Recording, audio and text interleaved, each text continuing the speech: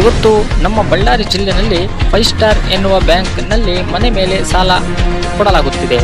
ಒಂದು ಮನೆ ಮೇಲೆ 3 ಲಕ್ಷ ಸಾಲ ತೆಗೆದುಕೊಂಡರೆ 3 ಲಕ್ಷ ಬಡ್ಡಿಯನ್ನು ವಸೂಲಿ ಮಾಡುವಂಥ ಕೆಲಸವನ್ನು ಮಾಡಲಾಗುತ್ತಿದೆ. ಕೇಳಿದರೆ RBI ಲೈಸೆನ್ಸ್ ಕೂಡ ನಮಗೆ ಕೊಟ್ಟಿದೆ.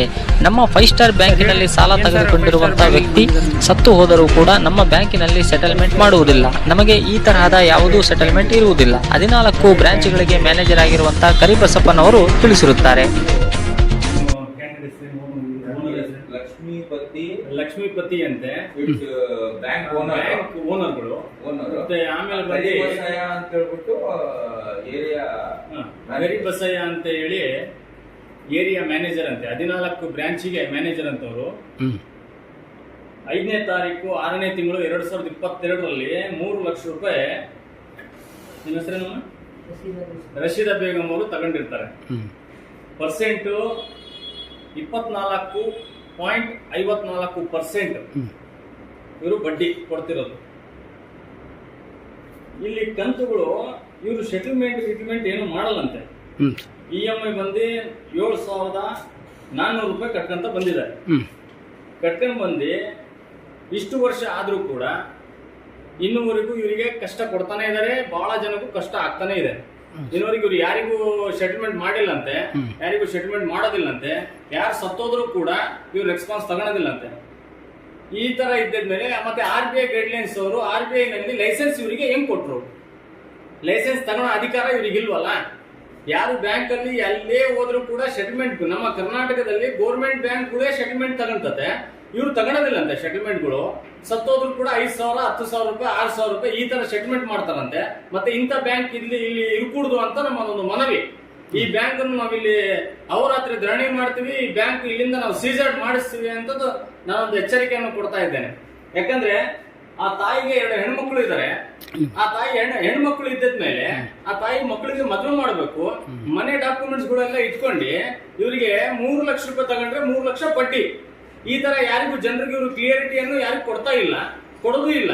ಇವರಿಗೆ ಮನ್ಸಿಗೆ ಬಂದಾಗ ಮಾಡ್ಕೊಂತ ಇದಾರೆ, ಮನ್ಸಿಗೆ ಬಂದಾಗ ಹೇಳ್ಕೊಂತ ಇದಾರೆ. ಮತ್ತೆ 2 ರೂಪಾಯಿ ಬಡ್ಡಿ, ಆ 2 ಇಷ್ಟೊಂದು ನಡೀತಾ ಇದೆ.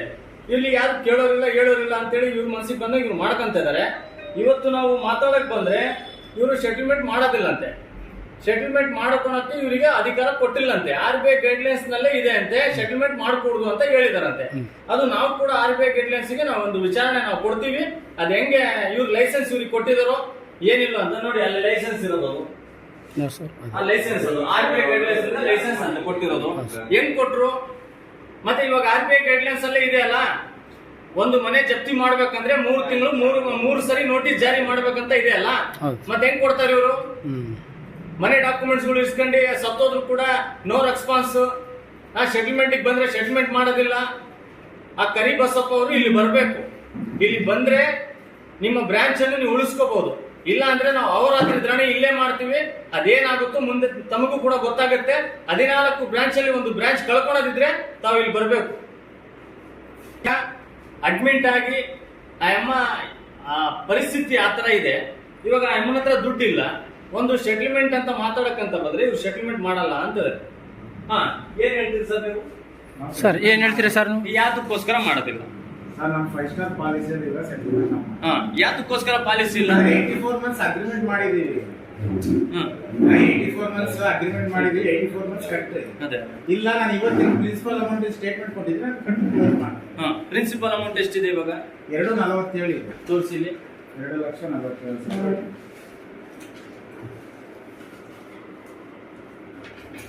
2,47,004 ರೂಪಾಯಿ ಇದೆ. ಇದು ನೆಟ್ ಸೆಟಲ್ಮೆಂಟ್ ಅಮೌಂಟ್ ಇವತ್ತಿಗೆ ಟುಡೇ ಡೇಟ್. ನೋಡಿ ಸರ್ ಇಲ್ಲಿ ಕೇಳಿ. ಇವಾಗ ಇವರು ತಗೊಂಡಿರೋದು 3 ಲಕ್ಷ. 3 ಲಕ್ಷನಲ್ಲಿ ನೋಡಿ ತಗೊಂಡಿದ್ದು 3 ಲಕ್ಷ. 3 ಲಕ್ಷನಲ್ಲಿ ಇಲ್ಲಿ ಈ ಬ್ಯಾಂಕ್ ಇಂದು ಪಾಸ್ಬುಕ್ ಇದು ನೋಡಿ. ಇದು ತಗೊಂಡಿದ್ದು 3 ಲಕ್ಷ ರೂಪಾಯಿ ಇದೆ. 3 ಲಕ್ಷ ಇದು 84 ಮಂತ್, 84 ತಿಂಗಳು ಕೊಟ್ಟಿದ್ದಾರೆ. ಸರಿ, ಇವಾಗ ಇಷ್ಟು ದಿನ ಕಟ್ಕೊಂಡು ಬಂದ್ರು. ಇವಾಗ 3 ಲಕ್ಷ ರೂಪಾಯಿ ಲೋನ್ ತಗೊಂಡಿದ್ಮೇಲೆ 2,57,800 ರೂಪಾಯಿ ಇವ್ರು ಕಟ್ಟಿದ್ದಾರೆ. ಇವಾಗ ಬ್ಯಾಲೆನ್ಸ್ ಅಮೌಂಟ್ ಇರೋದು 47,000 ರೂಪಾಯಿ ಇದೆ. ಇವಾಗ 47,000ಕ್ಕೆ ಇವರು 47,000 ಬಡ್ಡಿ ಹಾಕಿ ಹೇಳ್ಬೇಕಾ, ಇಲ್ಲ ಪೂರ್ತಿ 3 ಲಕ್ಷದ್ದು ಕೇಳ್ಬೇಕಾ? ನಮ್ಮದೊಂದು ಮಾತು. ಇವಾಗ 43,000ಕ್ಕೆ ಬಡ್ಡಿ ಹಾಕಿ ಕೇಳಿದ್ರೆ ಅದೇನಿದೆ ನಾವು ಸೆಟಲ್ಮೆಂಟ್ ಮಾಡಿ ಹೋಗ್ಬೋದು.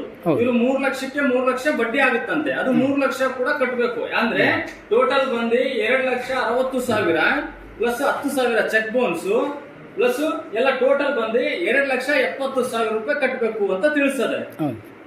ಸರಿ, ಇವತ್ತು ನಮ್ಮ ಕರ್ನಾಟಕದಲ್ಲಿ ಬಡ್ಡಿ ದಂಧೆಗಳು ಹೆಚ್ಚಾಗ್ತಾ ಬಂದಂತ ಇದರಲ್ಲಿ ನಮ್ಮ ಸರ್ಕಾರಗಳು, ಮಾನ್ಯ ಸಿದ್ದರಾಮಯ್ಯ ಅವರು ಈ ದಂಧೆಗಳಿಗೆ ಬಂದ್ ಮಾಡಿಸುವಂತ ಕೆಲಸ ಮಾಡಿದ್ದಾರೆ.